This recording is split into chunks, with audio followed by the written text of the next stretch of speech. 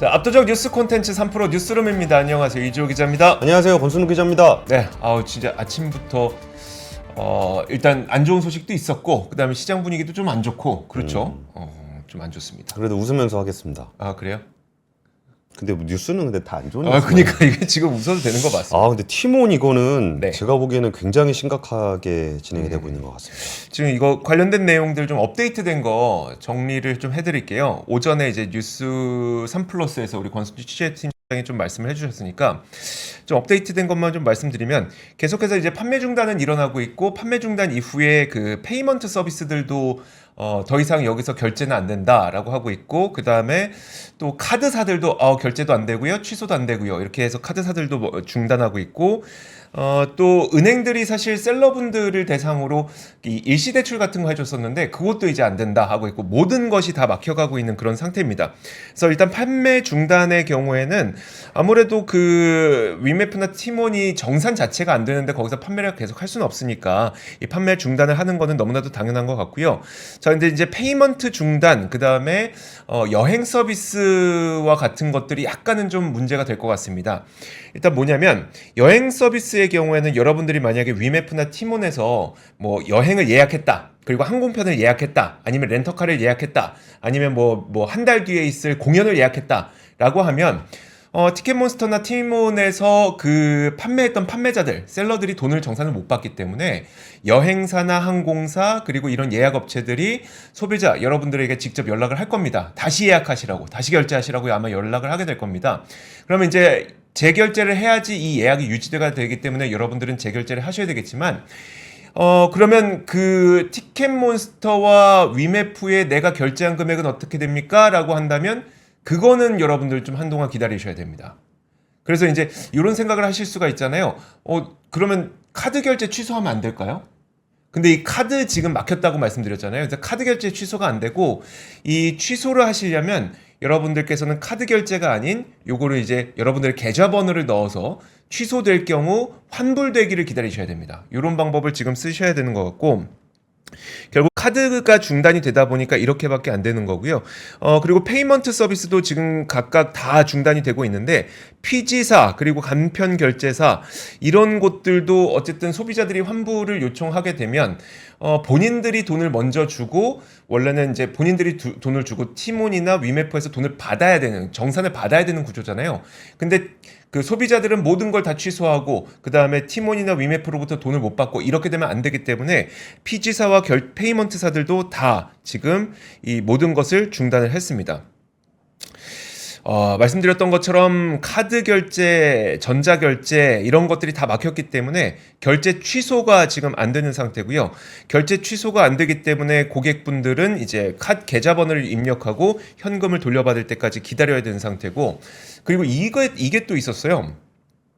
상품권, 캐시 이런 것들을 좀 싸게 팔았던 게 있었거든요. 예. 예를 들어서 티몬 캐시 10% 정도 할인 판매하고, 해피머니 상품권 5만 원권을 뭐 46,250원에 판매하고, 컬처랜드 상품권 5만 원짜리는 뭐 46,000원에 판매하고, 배달앱 요기요 그 쿠폰과 배달앱 요기요 상품권도 한 7에서 8% 정도 싸게 할인 판매하고. 그러면 이런 것들은 우리 입장에서는, 야, 내가 5만 원에 산 거를 그 46,000원에 산 걸로 5만 원을 쓸 수 있겠구나라고 해서 구매했던 그 상품권들과 요기요 상품권 이런 거 있잖아요. 이런 것들도 지금 그 결국은 정산이 안 될 가능성이 높기 때문에 제휴사들에서 이거를 결제 자체를 중단시켜 버렸습니다. 그러니까 여기에서 사신 거는 아마 사용하지 못하게 되는 겁니다. 근데 이게 위메프나 티몬이 현금 마련을 위해서 티몬 캐시나 상품권을 좀 너무나도 적극적으로 할인 판매한 것 같다라는 이야기들이 지금 업계에서 좀 들려오고 있거든요. 예를 들어서 예전에 우리 이런 사건들이 있었잖아요. 한창 이게 문제가 좀 됐었는데, 헬스장 먹튀 사건들 기억나시죠? 예. 그러니까 헬스장 먹튀가 사장님은 언제쯤 현금이 고갈될지를 뻔히 알고 계시죠. 근데 그쵸. 그 고갈되기 직전에 좀 크게 할인 판매를 해서 연 단위로 회원을 모집해버리죠. 그리고 나서 한 달 뒤, 두 달 뒤에 폐업해버리는 이런 사태들이 옛날에 꽤 있었는데, 지금 이런 걸 보니까 비슷한 모양새 아니냐 라는 이야기가 좀 나오고 있습니다. 비슷한 모양새죠. 비슷한 모양새죠. 예. 자, 그리고 또 한 가지 그 선정산 대출, 이거는 이제 플랫폼에서 판매하셨던 셀러들에 대한 이야기인데, 선정산 대출이라고 해서 사실 이게 그 온라인 마켓에서 판매를 하고 그 다음에 셀러가 그 금액을 정산 받을 때까지 한두 달 정도의 시차가 걸리잖아요. 그래서 사실 셀러분들 입장에서도 정산을 빨리 해주는 플랫폼에서 장사를 하고 싶어 하십니다. 근데 뭐 어떤 플랫폼은 한 두 달 걸리는 플랫폼도 있고, 어떤 플랫폼은 한 달 안에 정산해주는 플랫폼도 있고, 근데 어쨌든 그 티켓몬스터라든지 위메프의 경우에는 대략 두 달 정도의 그 정산 시기가 걸렸다고 하는데, 화면 함께 보시면 그러다 보니까 그 두 달 동안 정산 금액을 일정 부분 대출을 받아서, 은행으로부터 대출을 받아서 그 돈으로 돈을 돌리고, 그 다음에 나중에 정산을 받게 되면 그 돈을 은행에 갚게 되는 그런 구조를 좀 선택을 해왔었거든요. 그것을 우리가 선정산 대출이라고 하는데, 이러면 깡입니다, 깡. 이게 왜 깡입니까? 그러니까 아예 어음 받아가지고, 네. 그러니까 내가 이제 돈을 받아야 되는데 정산 기간이 기니까 네. 그거 이제 어음 가지고 이제 할인해서 받는 건데, 아, 그게 네. 대출 형식, 그러니까 현금으로 지급되는 게 아니라 대출 형식으로 하는 거라 이제 선정산 아, 대출인데, 네네. 그냥 구조만 보면은 이제 깡이라고 생각하시면 조금 깡이 더 어려운가? 그래서 그러니까 어쨌든 근데 은행 입장에서는 만약에 지금 셀러에게 대출을 해줬는데 온라인 마켓으로부터 정산을 못 받게 될 경우 이게 안 되잖아요. 그래서 이 선정산 대출도 중단이 됐습니다. 중단이 됐고, 근데 만약에 그 셀러 입장에서는 일정 부분 대출을 받아놨는데 정산을 못 받게 될 경우에 그 또 이자가 붙는단 말이에요. 예. 이런 부분들도 지금 생각을 해야 되는 상태라서 지금 그 티몬과 위메프의 사태가 굉장히 좀 파장이 커지고 있습니다. 그러니까 지금 나오는 회사들은 뭐 회사당 뭐 100억, 뭐 몇십억 이렇게 나오는데, 네. 이게 일반 셀러들까지 다 계산을 해보면 이제 거래 대금이 이게 만만치 않은 회사잖아요. 티몬이나 네. 유메프가. 그러면 그 거래 대금이 다 동결이 되는 문제이기 때문에 수천억 대의 피해가 나올 수도 있지 않을까. 머지 같은 경우는 그 전에 그렇게 유명한 일도 아니었는데 그것도 한 1,000억 대 정도 동결이 됐었거든요. 네. 근데 여기서는 좀 더 사이즈가 클 것 같습니다. 어떻게 되나요? 어떻게 해야 됩니까? 아, 근데 이게 공정거래위원회에서 뭐 얘기 좀 하지 않았었어요? 아, 공정위에 오늘 그게 있었는데, 발표가 있었는데 이제 공정위에서는 그건 우리가 할 수 있는 게 아니다. 그러니까, 라는 이야기를 했습니다. 그러니까 이게 금융으로 보면은 이제 예금을 넣고 대출을 받고 뭐 그래가지고 예금 넣은 사람이 돌려받으려고 하는 건데, 네. 그게 이제 회사가 돈이 없어버리면은 예금이 없어지니까, 예금이 없어지기 전에 어느 정도 지표가 내려가게 되면 금융감독원이 들어갑니다. 네. 금융감독원이 들어가서 영업정지를 시켜가지고 인출을 금지를 시켜버려요. 네. 돈이 딴 데로 못 나가게 하고, 최소한 회사 내에 남아있는 돈이라도 이제 보호를 해서 나중에 이제 현금 유출을 막으려고 하는 건데, 사실 이런 회사들은 그 금융회사가 아니기 때문에 금융감독원이 그런 권한을 발동할 수가 없습니다. 네. 그리고 이전에 머지 같은 경우에는 제가 정확하게 기억은 잘 안 나는데, 머지도 이게 금융회사가 아니다 보니까 네. 현금을 돌려서 한 거는 맞는데, 그거를 머지 포인트 같은 걸 어떻게 해야 되냐라 그래갖고 전자금융사업자로 지정하는 내용들을 하려고 했었거든요. 근데 전자금융사업자라 그러면은 최소한 이제 금융감독원 소관으로 들어오니까 네. 어느 정도라도 할 수 있지 않느냐라고 했던 건데, 지금 뭐 티맨이나 위메프 같은 경우는 전혀 금융회사가 아니기 때문에 공정거래위원, 그러니까 금융감독원이 뭐 할 수는 없는 거고, 그 공정거래위원장은 뭐라 그랬냐면 이제 미정산 문제는 민사상 채무불이행이다. 네. 그러니까 쉽게 말해서 돈 떼먹었다는 겁니다. 그러니까 돈 떼먹는 거를 이제 사적인 민간 사이에 거래해서 이게 뭐 사적으로 거래해서 돈 떼먹으면은 그렇죠. 그 사기가 되는 거잖아요. 네, 그걸 공정위를 하기는 좀 뭐하죠. 그러니까 그걸 공정거래위원회가 그럼 그걸 개입해서 하는 문제가 아니라 일일이 다 민사로 처리를 해야 된다라는 겁니다. 그럼 민사로 처리하려 그러면 거기에 뭐 소송하고 그러려면 거기 비용 들어가고 시간 걸리고 네. 이게 만만치 않거든요. 그리고 이게 자금이 또 어느 정도 이렇게 뭐 엄청나게 쌓여 있을 거니까 나중에 그거 다 돈 돌려놨고 나면은 남는 게 없을 겁니다. 네. 그러면 이제 빚잔치를 하게 되는 건데, 이렇게 채권자가 많은 경우에는 채무 조정도 잘 안 됩니다. 그래서 피해가 생각보다 엄청 클 것 같습니다. 근데 이런 것도 참 문제인 것 같아요. 이전에 그 위메프가 감사 의견이 안 나왔을 때, 네. 그러니까 이게 금융 거래를 할 때 서로 돈을 주고받을 때 우리가 감사 의견이 안 나온 회사에다 거기가 채권을 발행한다거나 그럴 수 없잖아요. 없죠. 그럼 그 회사에다 누가 돈을 빌려주겠어요? 안 되죠.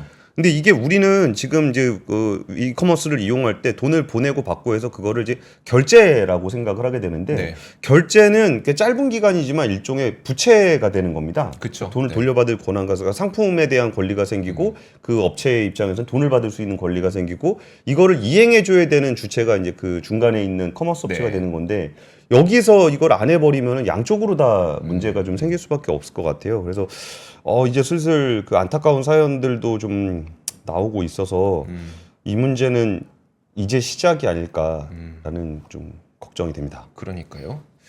웃으면서 하기로 했는데 첫 뉴스부터. 아니 웃을 수 있을 때 웃죠. 네. 지금 이건 안 되니까. 자, 그러면은 다음, 네. 삼성전자가 엔비디아 HBM 테스트를 통과했다고 합니다. 이건 웃어도 됩니까? 안 됩니다.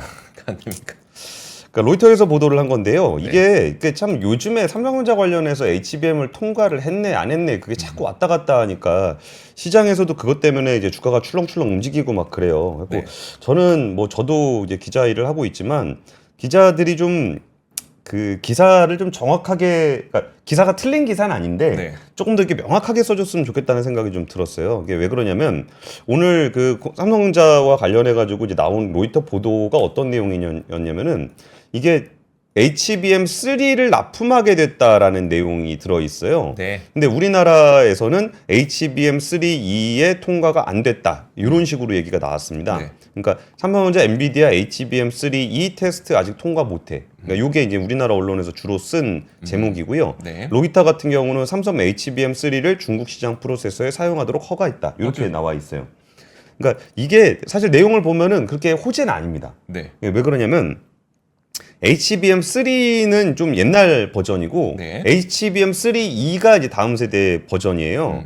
근데 엔비디아가 그 H100이 있고 이거를 중국에다가 납품을 하려 그러면은 납품을 이렇게 미국 정부에서 못하게 하잖아요. 네. 그래가지고 이거를 좀 다운그레이드 시킨 제품을 그냥 중국에 넣으려고 해요. 네. 그거를 이제 H20이라는 칩인데 H20 같은 경우는 H100처럼 이제 고성능이 아니기 때문에 아무래도 그러니까 성능하고 발열은 비례합니다. 그렇죠. 그래갖고 잘 잡는 게 중요한 건데 그러니까 H20은 이제 성능이 조금 떨어지니까 발열이 좀 덜 나고 발열이 좀 덜 나니까 발열 문제가 조금 있는 HBM3 그러니까 발열 문제에 대해서 조금 더 부담이 덜한 네. HBM3는 삼성전자로부터 납품을 받겠다 이렇게 된 거예요. 네. 그러니까 HBM3 같은 경우에 들어가는 것 자체가 악재는 아닌데 우리가 지금 기대해야 되는 부분들은 HBM3E라는 거죠. 그 다음 그렇죠. 세대 모델이라는 네. 거죠.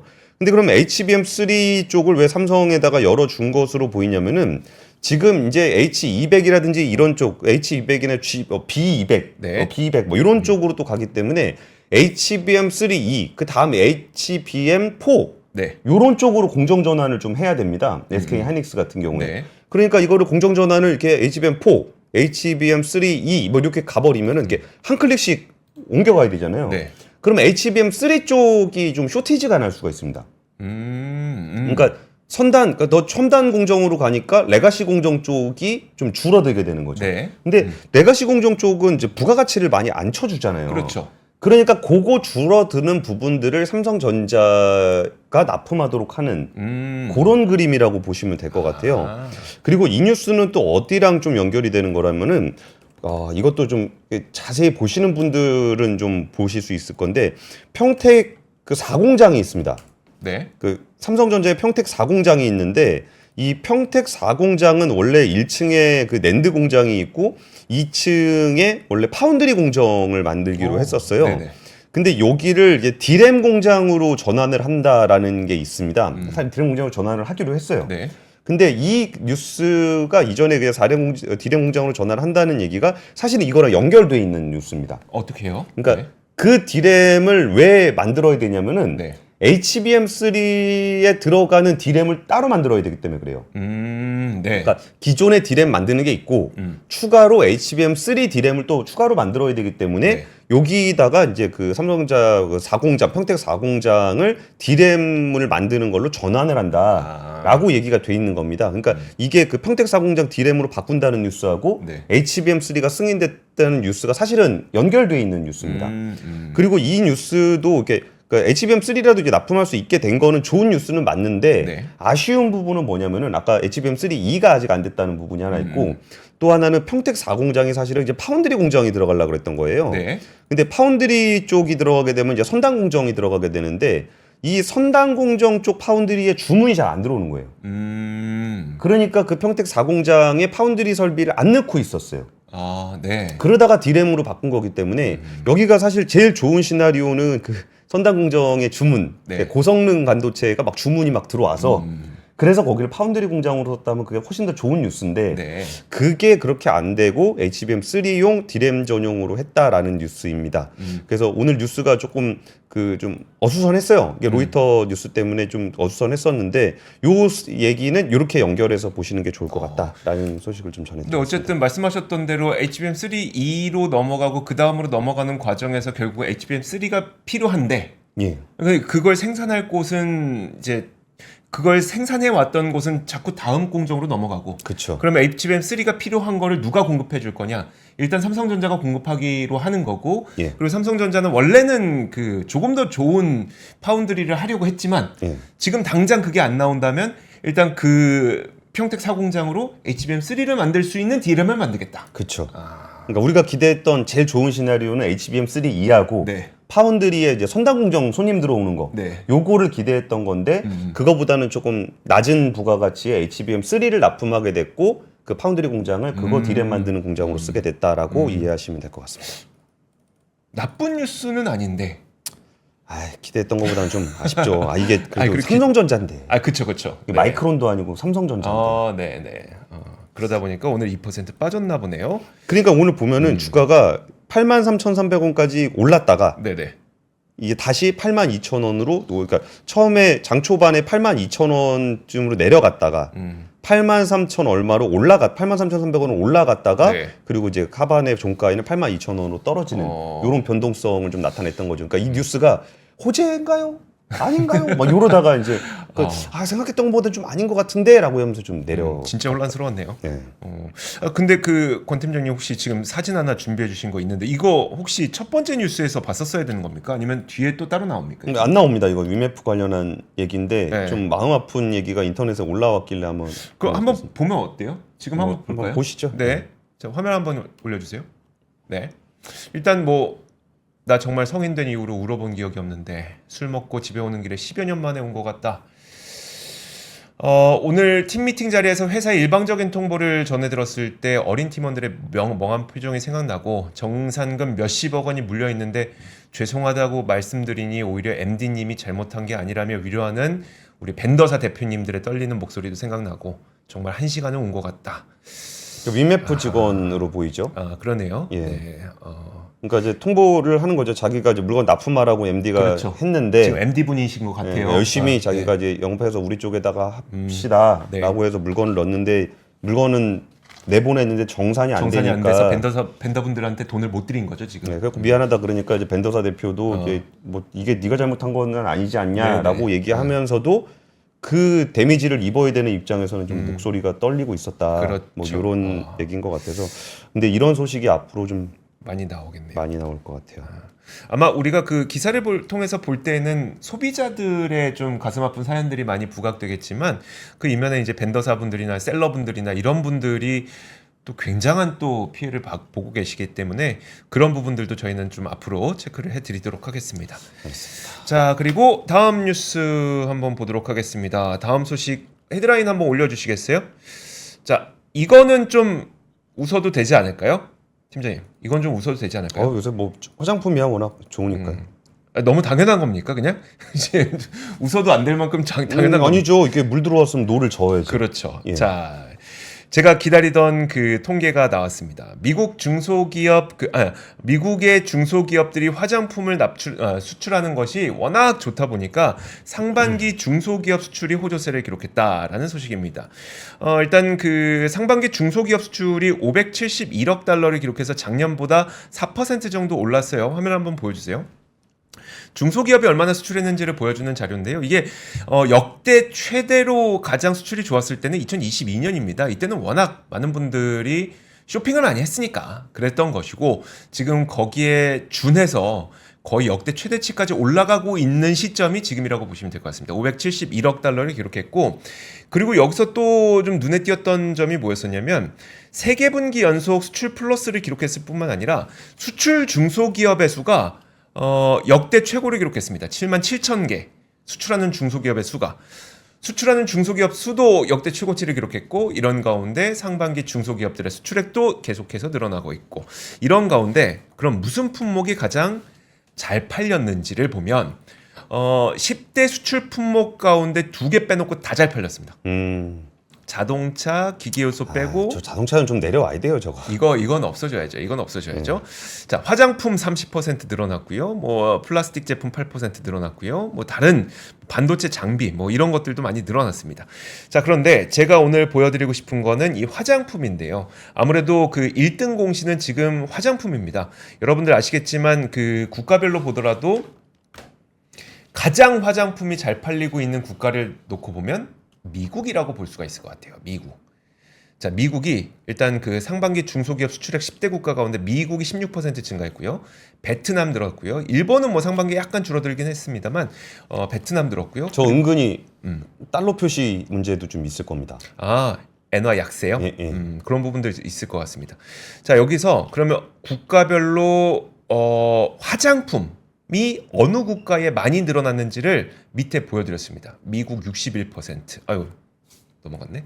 미국 61%, 일본이 20%. 어마어마하지 않습니까? 요즘에 우리가 그 한국 화장품이 어디서 잘 팔립니까? 놓고 보면은 미국, 일본, 베트남 이쪽 굉장히 많이 꼽거든요. 지금 딱 나오죠. 미국이 61%, 일본이 20%, 베트남이 33% 이렇게 증가하고 있다. 그리고 대기업 수출은요. 대기업 수출은 사실 지난 상반기 동안 거의 한 23% 감소했어요. 그런데 이런 가운데 중견기업이 16%, 그 다음에 중소기업이 30% 늘어났습니다. 얼만큼 우리나라의 인디 브랜드들이 전 세계 화장품 수출에서 많은 역할을 하고 있는지를 확인해 볼 수 있는 자료고, 일단 오늘 그 나온 통계 자료로는 이런 자료들이 있고요. 제가 얼마 전에 이제 그 증권사 리포트 보다가 굉장히 인상 깊게 봤던 게 뭐였었냐면, 전 세계 화장품 시장에서 수출을 가장 많이 하는 국가는 프랑스가 너무 당연할 것 같잖아요. 예, 예. 2위 국가, 그러니까 전 세계에서 두 번째로 화장품 수출 많이 하는 국가가 어디일 것 같으세요? 지금 이렇게 얘기하는 거 보니까 한국! 놀랍지 않습니까, 근데? 출제자의 의도를 그러니까 파악하는. 이게 아니 물론 화장품 수출이 많다는 건 아는데 우리가 이런 얘기를 들었을 때 저도 약간 사대주의적인 생각을 좀 불충하게 갖고 하자면 저는 일본 생각했었어요. 일본, 네. 저는 SK2 뭐 이런 거. 그쵸. 네. SK2. 저는 오히려 미국 같은 기업들 생각했거든요. 뭐 ELF 이런 것들 많이 만드니까. 한국이 독보적으로 2위입니다. 맞아. 와, 이거는 진짜 글로벌 시장에서 어마어마하구나라는 걸 좀 보여줄 수 있는 자료가 있는데, 이 내용은 저희가 압권을 통해서 좀 보내드리도록 하겠습니다. 네, 그리고 이제 거기서 그 실제로 수출해본 회사 그 티르티르 만나셔가지고 제가 직접 취재한 내용까지. 어떤 부분들이 그 인디 브랜드가 성장할 수 있는 배경이 됐는지, 그리고 뭐 좌충우돌 하는 얘기들 그런 얘기도 좀 이거 저희가 압권으로 준비하고 있습니다. 네. 다음 뉴스는 이게 저는 경제 뉴스를 전하는데 제목은 주택 인허가 24% 감소에 깜짝 분양가 조정하지 말라는 정부, 요 제목을 이렇게 달아놨는데 네. 이게 경제 뉴스가 참 이렇게 마음이 불편한 게 일단 공급 부족으로 부동산 가격이 오르고 있다라는 비판이 좀 많이 나왔어요. 맞아요. 그리고 그 근원이 이제 공급은 좀 그러니까 실제 준공은 좀 되고 있는데 인허가가 좀 많이 부족하다. 네. 그러니까 인허가가 부족하다는 건 한 2, 3년 후에 공급이 줄어들게 될 거다라는 네. 얘기죠. 그래가지고 그게 이제 좀 부동산 가격을 자극할 위험이 있다. 이런 얘기를 하고 있는 겁니다. 네. 그러면은 이거를 그럼 부동산 공급을 늘리려면 어떻게 해야 되냐라고 얘기를 하게 되면은 되게 아이러니하게도 이제 건설사에다 인센티브를 줘야 됩니다. 그러니까 공급이 줄어서 부동산 가격이 올라가는 거는 좀 싫잖아요. 네. 근데 건설사에다 인센티브 주는 것도 싫은데요? 싫잖아요. 경제가 이게 항상 이런 면이 있어서 좀 불편한 겁니다. 네. 그래가지고 이전에 인허가 문제를 저희가 한번 다루면서 부동산 가격이 많이 오르고 있어서 인허가에 대한 부분들을 개선을 할 건데 결국 정부가 그 건설 쪽에다가 좀 인센티브를 주게 되지 않겠느냐라는 얘기를 좀 했었는데 정부가 17개 시도 지자체를 소집해서 주택 인허가 지연 이유에 대한 부분들을 점검을 했습니다. 네. 그러면서 그 각 지자체가 인허가 처리 지연이 발생하지 않도록 당부를 했는데요. 여기서 뭐 이렇게 대놓고 이렇게 뭐 특혜를 주거나 그런 건 아닙니다만 그 국토부에 따르면 올해 1월부터 5월까지 주택 건설 인허가 물량이 12만 6천 가구로 지난해 같은 기간에 비해서 24%가 감소를 했습니다. 네. 근데 거기서 그럼 왜 인허가 처리가 좀 지연이 되느냐라고 했을 때 이 부분들의 몇 가지 얘기가 있었는데 그 중에 하나가 그 분양가 상한제 적용 지역이 아닌데도 입주자 모집을 할 때 분양가 조정을 요구하거나 요게 네. 이제 차질을 빚을 수 있다라는 건데 그 얘기는 뭐냐면은 분상제 대상이 아니더라도 지자체 입장에서는 부동산값 너무 비싸면은 좀 부동산 가격을 자극할 수 있으니까 네. 분양가를 조금 낮출 수 있으면 좀 낮춰 보시면 어떻습니까? 이러면서 인허가를 할 때 약간의 압박을 한다는 거죠. 건설사한테 좀 생각해 보세요. 그리고 다시 한번 허가도 해드릴게요. 그러니까 뭐 이런 거네. 인허가는 뭐 나중에 해드릴 네, 건데 네, 뭐 네. 이런 네. 건데 그러니까 이 얘기는 이제 그 분양가 낮추려는 노력을 하지 마라 라는 얘기인 거고 그리고 인근 주택 민원 등을 이유로 임대주택 사업 승인을 거부하는 경우 그러니까 주민 민원이 있어서 뭐 임대주택 뭐 사업 승인 잘 안 하고 뭐 이런 것들이 주민들이 반대를 해도 그냥 해줘라 라는 얘기고 법적 근거 없는 건물 층수 또는 세대수 제한이나 지구 단위 계획에 맞지 않는 건물 용도 제한 사례 뭐 이런 것들을 하지 말아라고 좀 요구를 했습니다. 그러면서 뭐 저런 거 있어요. 그 기부 체납. 네. 표현을 법정 기준을 초과해 과도한 기부 체납을 요구하거나 용적률 등 인센티브를 충분히 부여하지 않는 경우가 인허가가 늦어진다. 이런 얘기들이 있었는데 그 얘기는 뭐냐면 기부 체납이라는 게 그런 거잖아요. 이게 여기 질 때 네, 뭐 공원 지어주세요. 네, 네. 공공의 이제 다양한 사람들이 이용할 수 있는 어떤 시설들을 좀 짓도록 하는 거잖아요. 네. 그거 하지 말라는 거죠. 되게 건설사들 입장에서는 부담이 너무 많아졌는데요. 그러니까 이게 물론 이제 합법적인 선에서 하라 그런 얘기는 그렇겠죠. 맞아요. 네네. 근데 결국은 이제 이런 부분들에 대한 인센티브를 좀 주면서 그러니까 인허가를 조금 더 수월하게 할 수 있도록 해라라는 얘기가 오늘 좀 있었습니다. 되게 좀 알겠습니다. 찝찝하죠. 네. 그 공급 때문에 부동산 가격 오르면 안 되는데 라고 했더니 그렇다고 해서 뭐 기부 체납 좀 더 받았으면 좋겠고 네. 여기에 뭐 분양가도 너무 높게 가져가지 않았으면 좋겠는데 뭐 그런 부분들을 완화해라. 분양가 높여라. 네, 그런 얘기가 높여라까지는 아니지만. 네, 네. 그런 얘기가 좀 있었습니다. 자, 다음은 제가 좀 간단한 단신 좀 전해드리도록 하겠습니다. 결혼이 늘었다고 합니다. 근데 결혼이 늘자 출생아 수도 늘었다고 합니다. 자, 지난 5월 태어난 아기가 1년 전보다 500명 가까이 늘었어요. 그래서 어느 정도가 됐는지 보니까 5월 출생아 수가 19,547명.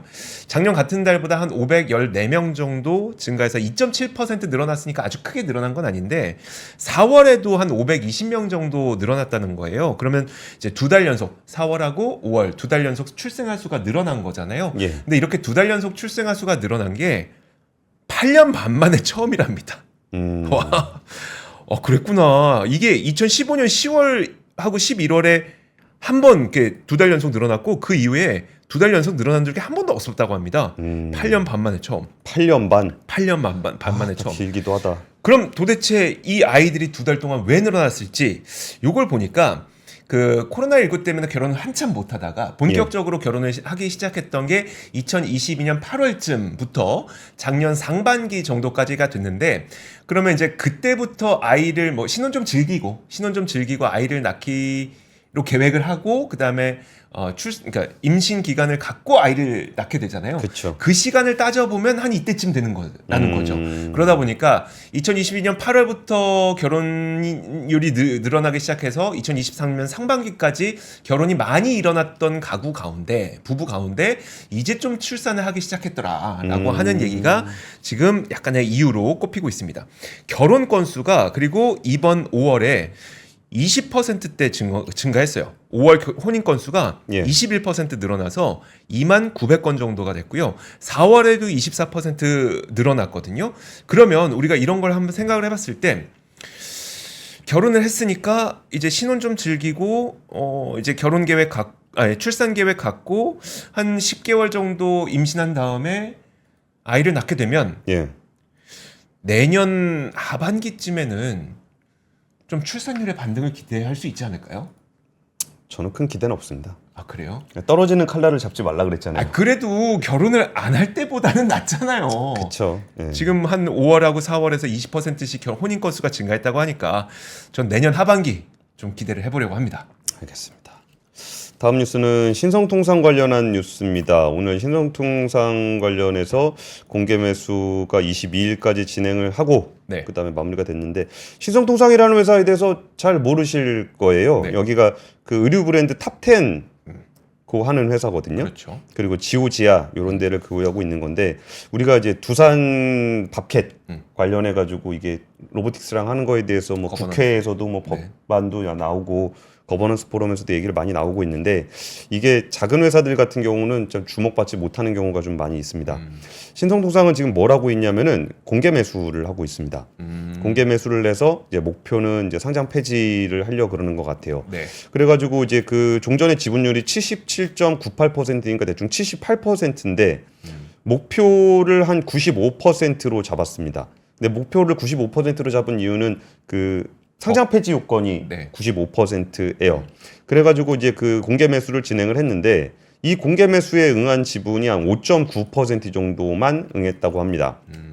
상장 폐지 요건을 채우지 못한 건데 원래 시가에 대비해서 공개 매수 가격은 좀 더 위로 하잖아요. 네. 그럼에도 불구하고 이거를 이제 사람들이 공개 매수에 응하지 않았던 이유는 이제 두 가지가 있습니다. 하나는 공개 매수를 실패하게 되면은 그거보다 더 높은 가격으로 공개 매수를 하게 될 거다라는 기대. 네. 그래갖고 일반적으로 공개 매수를 할 때는 보통 다시는 기회를 주지 않는다라는 얘기를 보통 합니다. 그래야 지금 가격에 팔죠. 예, 그런 게 있고 그리고 또 하나 문제는 뭐냐면은 이 회사가 굉장히 알짜 회사입니다. 네. 그래갖고 주당 순자산이 한 3,100원 정도 돼요.